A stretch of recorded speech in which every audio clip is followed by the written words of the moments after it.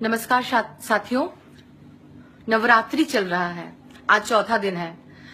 मैं कंफ्यूज्ड हूं कि आपको शुभकामनाएं दूं या दुख व्यक्त करूं कि एक तरफ तो माँ दुर्गा की पूजा हम लोग कर रहे हैं और दूसरी तरफ जो जीवित माँ दुर्गाएं हैं, हमारी बच्चियां, हमारी बहनें, उनके ऊपर अत्याचार हो रहे हैं। क्या कसूर था उन लड़कियों का जो बनारस हिंदू यूनिवर्सिटी में पढ़ते थे? अपने अधिकार के लिए उन्होंने आवाज उठाई, उनके आत्मसम्मान पर चोट हुई, उनके इज्जत के साथ खिलवाड़ हुई और उन्होंने आवाज उठाई। और मोदी सरकार को इतना बुरा लग गया कि लाठियां बरसानी पड़ी उन पर, उन लड़कियों पर। क्या उनके पास पिस्तौल था? क्या उनके पास बम था? क्या उनके पास गोली चलाने का सामान था? क्या कसूर था उनका? वो तो अपनी इज्जत की लड़ाई लड़ रहे थे। जब मोदी सरकार की पुलिस, वहां के चांसलर उनको इंसाफ न दे सकी तो उन्होंने वो रास्ता अपनाया। गांधी जी के रास्ते पे उन्होंने चला, गांधी जी के रास्ते पर उन्होंने आंदोलन किया, प्रोटेस्ट किया और मोदी जी की पुलिस उन पर लाठियां बरसाई, उनको खून से लथपथ कर दिया, बेचारी बच्चियों पर। और आप बोलते हैं बेटी बचाओ बेटी पढ़ाओ, तो बचेगी बेटियां तभी तो पढ़ेगी बेटियां।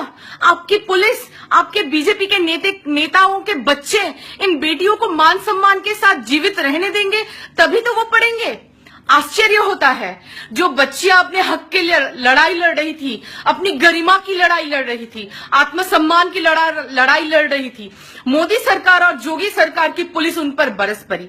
और टीवी में और सोशल मीडिया में आ रहा है, कुछ दिन पहले दाऊद इब्राहिम की बीवी मुंबई होकर गई। मुंबई में किसकी सरकार? बीजेपी की। दिल्ली में किसकी सरकार? बीजेपी की। दाऊद इब्राहिम की बीवी को सुरक्षित वो फिर से पाकिस्तान भेज सकते हैं और अपनी बच्ची का, हिंदुस्तान की बेटियों का, जो मुसलमान भी नहीं है, सुन लीजिए, हिंदू जो हिंदुत्व का नारा लगाते हैं, उन भक्तों से मैं कहना चाहती हूँ, उन बच्चियों का जो काशी हिंदू विश्वविद्यालय में पढ़ते हैं, उनकी इज्जत के साथ जब छेड़खानी हुई तब मोदी सरकार पुलिस से डंडा बरसाए, तब मोदी सरकार उनके खिलाफ गई और दाऊद की बीवी को सुरक्षित मोदी सरकार ने पाकिस्तान रवाना कर दिया।